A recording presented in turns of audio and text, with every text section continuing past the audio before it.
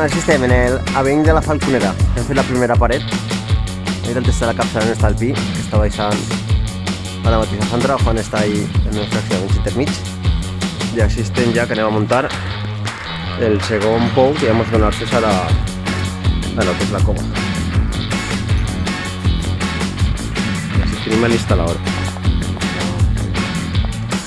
El tècnic. Així estem ja en la segona tira llarga. Ja ahí baix ja se veu el...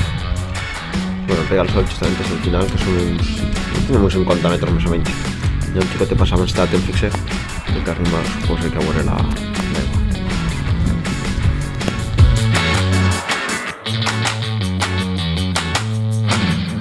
Bueno, hemos de decir que ya hemos llegado al agua. ¡David! Aquí, la congregación de veleros. Ya estamos en el agua.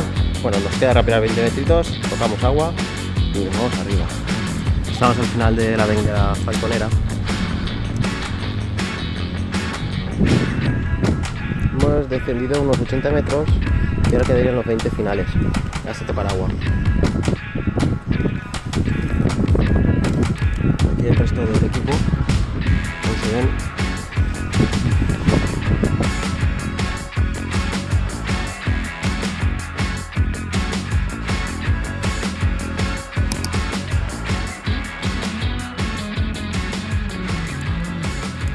Ai, els calçotets.